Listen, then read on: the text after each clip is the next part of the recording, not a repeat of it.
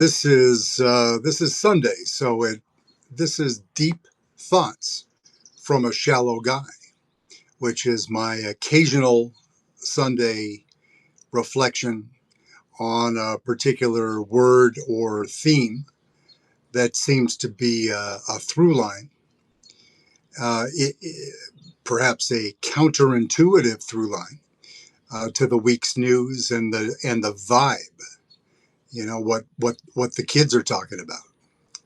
Not really that. Happy Mother's Day, who to all who celebrate. Considering you're here on the earth, you probably have something to celebrate on Mother's Day. So we give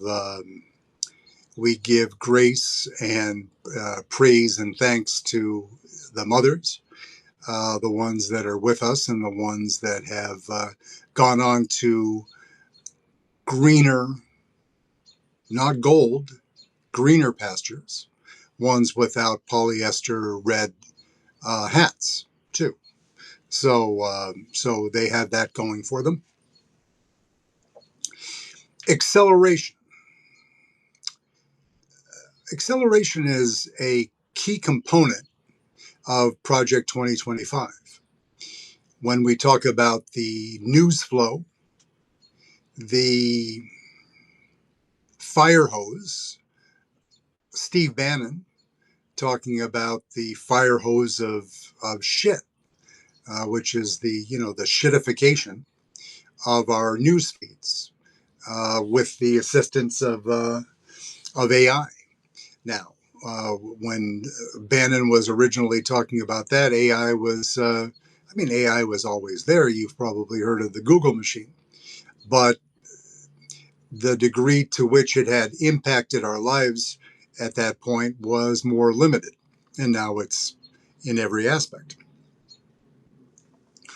But acceleration, by what measure, and if that is a tool, if acceleration of information, just the volume of news at a faster pace, delivered by channels that operate at a higher velocity than our legacy news channels did.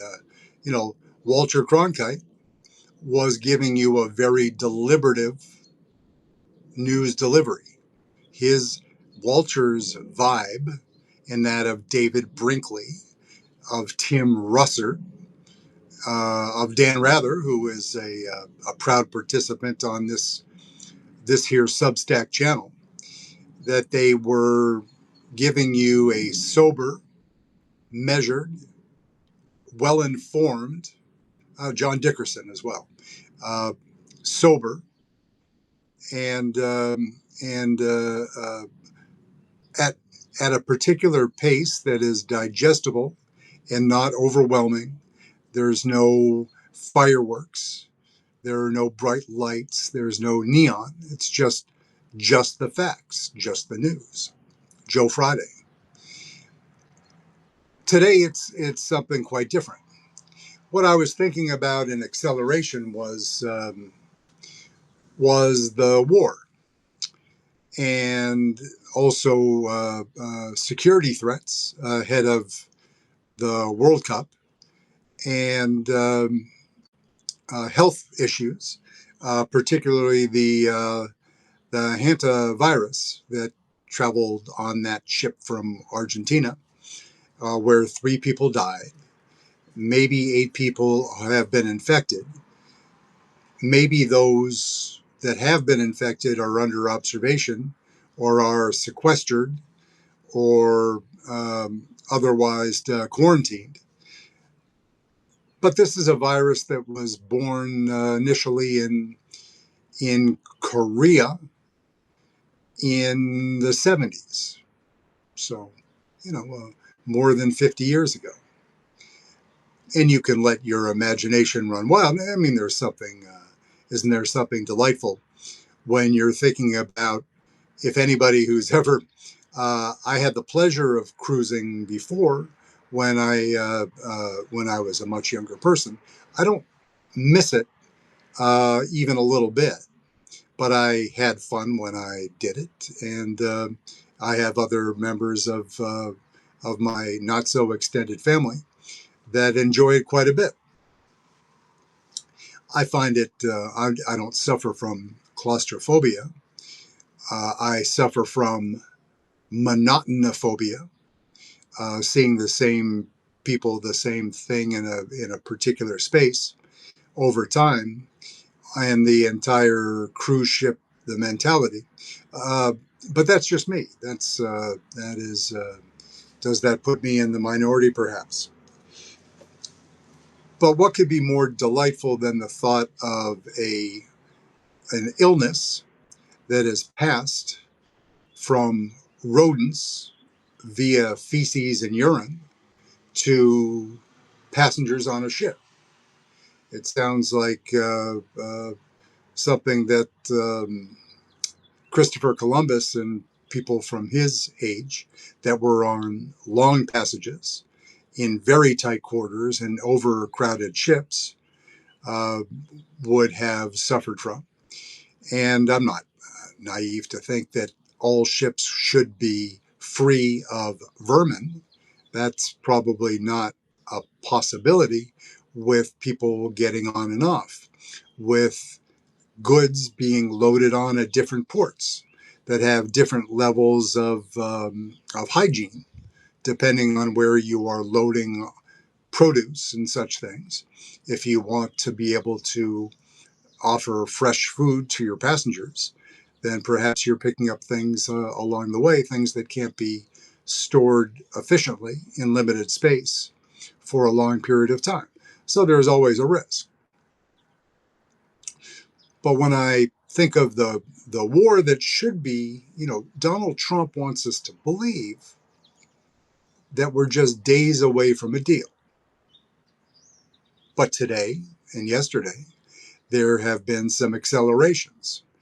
And that is due in part to the fact that our friends in the Persian Empire are, in their estimation and that of many others in the world, are winning this war. They are they are getting the game played on their home field in a manner that suits their needs. They, of course, Trump will brag about the fact that we put some a bunch of ships that probably weren't all that seaworthy to begin with at the bottom of some body of water, that we destroyed some planes that happened to be stored on a runway. And that is indisputable. So, did we decapitate or obliterate the Iranian Navy and Air Force? Perhaps, or severely hampered it. But also, reports came out in the last 48 hours that suggested that Iran retains around 75% of the missile capability that they had, meaning they have the launchers still at about 75% of the capacity they had. Are they a few missiles short?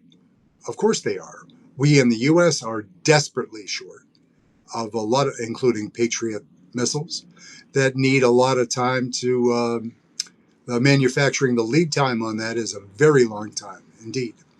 And reports have come out, including a discussion I heard this morning, taped I think last night, from uh, Senator Mark Kelly. Right, so not a good situation for us, not a good situation for the Iranians. But acceleration at this point means more missiles at our, as of today, allies, the UAE and Saudi and other places that kind of wish at this point are saying in no uncertain terms, get in there and finish what you started, because you started it, Donald. And they don't even reference the Israeli component, because no love lost. And the Israelis aren't going to listen to KSA or UAE and vice versa. But what can MBS and MBZ say to Trump to get him to either accelerate and finish or some other option? You know, there are connections obviously between those two delightful gentlemen and the Trump children, an investment relation, a financial arrangement between those two, Don Jr. and Eric Trump, and also the Witkoff kids, and also Jared Kushner. So between UAE and KSA, there's an intimate connection to the tune of billions of dollars. So that complicates things. Like what is the priority of the president? Is it to serve the purposes of the country that he is paid to represent? Or is it for other corrupt purposes related to his children's and his son-in-law's financial interests? You know, there's arguments, good people on both sides of that one. Not really. So that's acceleration. Who does that suit? The other component of acceleration, when you think about it in the Project 2025 sense, or the Vladimir Putin pushing harder and then pulling back, the patient game that Putin plays that Trump doesn't have the capacity to even comprehend. You know, the strategy that is beyond Donald Trump and the vast majority of the people that he chose for his administration. The game that Putin plays is alternatively faster and slower than what we're doing, right? So acceleration in the hands or at the controls of a declining, very soon to be 80-year-old asset, that the Project 2025 admonition to keep things going fast so the investigations can't dig in so deep because they'll be confused. We'll keep them all on their toes, on their back feet, right? Can Trump handle the acceleration anymore? Or is he some combination of so far diminished or bored, or what is more likely, both, right? That he's looking, one eye on the midterm elections. The Supreme Court just handed him a dozen votes, a dozen seats in the midterm election, plus or minus. We'll see how that plays out. And will there be a bounce, the tremendous energy by the good people of Tennessee and elsewhere? Will there be a record-breaking turnout where the MAGA folks that Trump isn't on the ballot, so will enough of those people stay home and an energized progressive base and affected parties?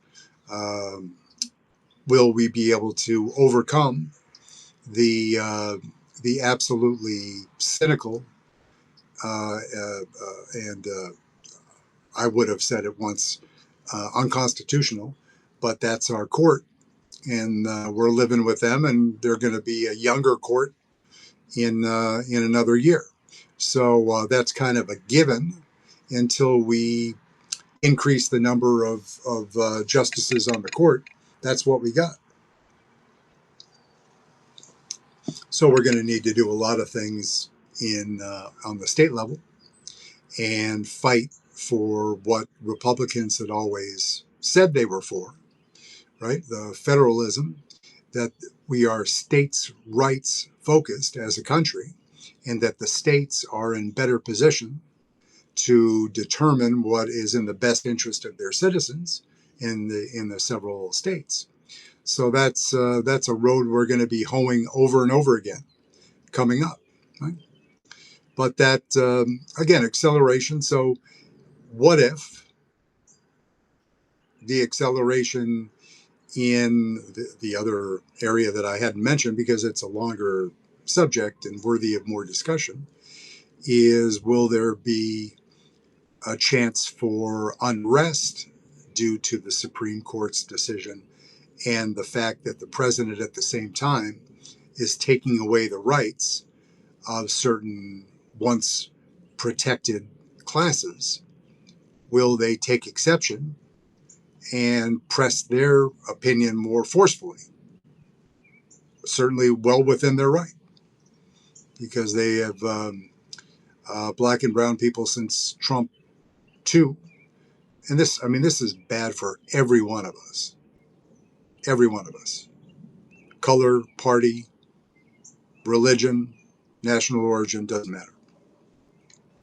It's bad for democracy. And we should all be doing whatever we can do. It all goes back to what you would call me a preacher when it comes to getting ready for the elections. All those things about double check. We're all busy. We're getting information thrown at us at high speed, enhanced by AI, distractions with the news, World Cup coming, so it's going to be a busy information environment if anybody shows up. But I don't. As I admitted, I'm not a huge soccer football fan, but it's an event, and talking today with another friend about the Iranian team who qualified and are up to today, unless I missed something in the last hour, are still planning on participating. That goes to my part three, the terrorism threat in the homeland, or always with American forces and American citizens overseas, because they're less protected and more, in ways, more visible. The what I published earlier today, talking about the risks associated with the World Cup. And when you look at what Trump doesn't talk about, but the FBI publishes and other security agencies confirm, is that the greatest risk is not from Islamic terrorists. The greatest risk is from white Christian nationalists, terrorists, extremists of the KKK, the Proud Boys, and Oath Keepers, and those types of people. That is the greatest risk on our home turf. And are they going to try to make a statement? Because we have lots of people from diverse communities coming to play in the World Cup. Will these white Christian lunatics choose this time to make a bold statement? It's the traditional, the lone wolf. Is that a thing?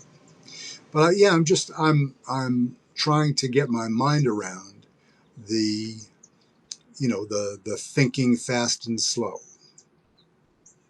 moving fast and breaking things, just thinking about acceleration, and that there are I'm not a physics major, but if you're moving faster, you're either creating friction, tension. There are opposite reactions. As you move through a space faster, then that has second order and third order effects. So I'm thinking about Donald Trump, who at times seems more and more overwhelmed by seeing him that absolutely uh, beautiful and brilliant news person from ABC, Rachel Scott. I should forget her last name. Magnificent, great at her job, highly qualified, and just the racist vitriol that spills out of Trump's mouth when he's saying, you know what dirt is. Maybe you don't. I can't even. I don't need to go there.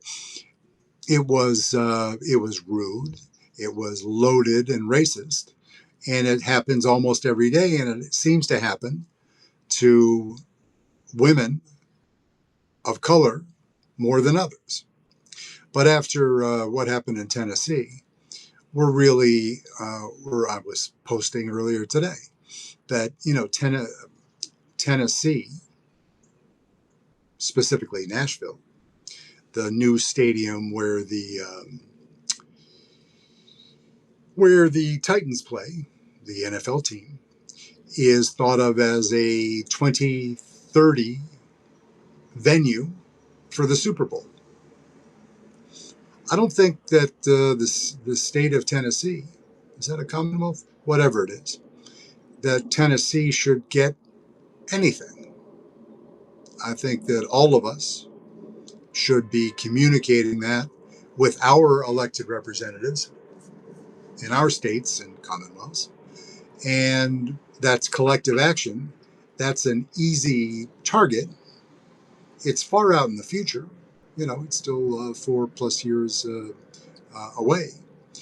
But, these things have to be booked ahead of time. And all of the Super Bowls up till then are currently booked out through 29. Tennessee should not be rewarded. Don't want to be mean to the citizens. But the politicians and businesses that are there right now need to feel the pain.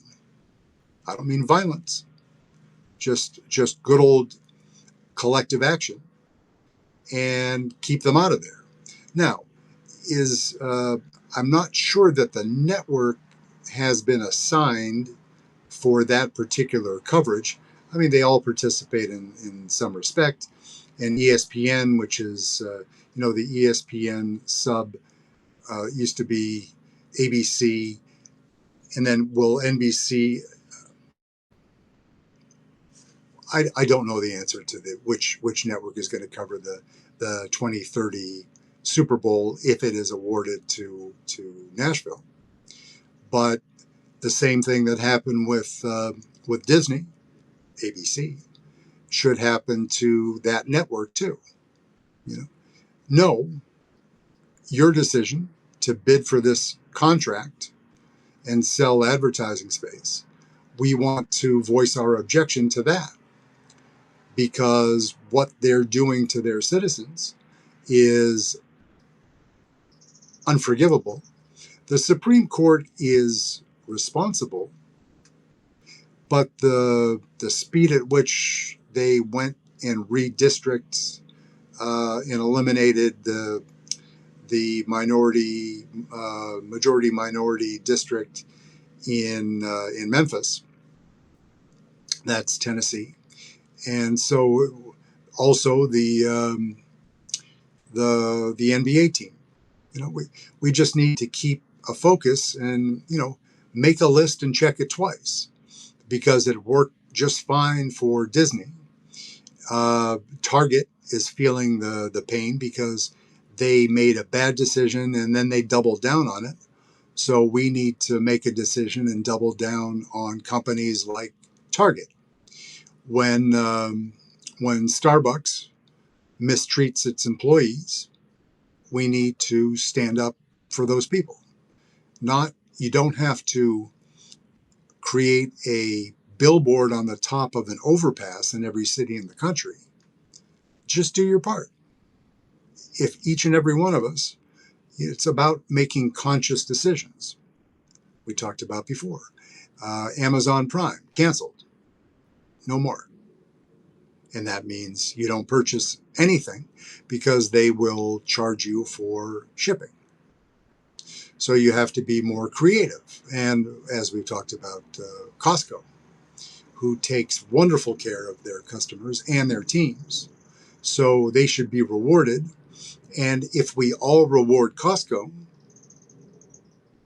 then the services and the add-ons and the extras and the cheaper delivery will come because we're helping them outstrip Walmart and Target. Right? So yeah, just keep your focus on that. Think about an accelerating risk in the Middle East at and our paid representatives at the Pentagon are lying about the cost of the war. They're lying about the degree of the injuries suffered by the men and women service people in uniform. They are lying, but the cost, they are lying by a lot at what. And also, the Mark Kelly part is we are we're not going. If China chooses 4 days from next Tuesday to repatriate Taiwan, which they're trying to do they've said to Taiwan that we will cover the costs essentially to make sure that you are energy independent with our resources here in the mainland. From a business perspective, that's tantalizing. But you have to sacrifice your sovereignty to get that. If you make a calculation, and I'm not in a position to speak on behalf of the Taiwanese people, but surrendering your sovereignty, however attractive the business proposition is a hard pill to swallow. And again, that's something that's got to be left for the Taiwanese people. You're a parent and you have three sons that are all 18, 19, 20, and you're in Taiwan and you know that your sons are going to be going into a meat grinder against a far superior power. That's a different consideration. Right? There's patriotism, but there's also family and love. So those are very difficult decisions to make. But all I'm going to say, as I've said for 6 months, is that Donald Trump made a deal with the devil already, and that was back in the Venezuelan operation, the Caribbean operation, the first time that the Gerald R. Ford carrier battle group was operating past their maintenance deadline in the Caribbean. That Trump bargained. Xi let Trump do his thing with Chinese oil because they'd already purchased 90% of the Venezuelan oil. And they have plenty of other assets in Cuba.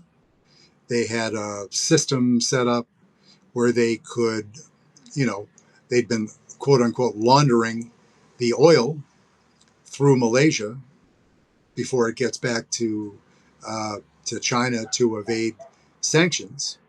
But that was all wiped away because there's no more. You don't hear about Chinese oil sanction violations. Quite to the contrary, Trump removed the sanctions on the Russians and on the Iranians. Now, this past week, he's with the blockade. His tune is a little bit different, but he's not bombing or shooting Russian vessels because that's blowing up the boss's house. And he's not attacking Chinese vessels because Donald Trump is deathly afraid of Xi Jinping, who he's supposedly going to meet with in a week. I'm surprised that's still on the books. I mean, I understand there's a reason to keep it a show of strength that you're able to do two things at the same time. But at the same time, you want to show your military that you are engaged and fully focused, which he's not, on the actions in the Persian Gulf. So that's a delicate dance. But the only dancing that Trump will ever do between now and the end of time is he will be dancing to the tunes that Xi Jinping selects, because he's the one that's making the big decisions. If he decides to go on Taiwan, the fact that we are desperately low on lots of different types of ballistic missiles and other ordnance won't matter, because we ain't using it there. We're not fighting Russia. And otherwise, then we're just kind of status quo. So, yeah, so acceleration. You sometimes in a business or perhaps a personal context, you you accelerate to learn things. Acceleration, kind of a disruption, can teach you some lessons. You may learn some lessons that you didn't want to learn, but that's kind of innovation 101. Acceleration is part of it. But I'm going to leave you and argue that our dear leader is not up to the task anymore, and to have things moving any faster would be to his detriment and to the detriment of the United States, which we're already under enough pressure as it is. So, yeah, that's enough for a Sunday. That is the Sunday deep thoughts from a shallow guy. And acceleration. Wishing you all a beautiful night, and we'll be back with you sometime tomorrow with something new and hopefully exciting. So, thank you. Have a beautiful night.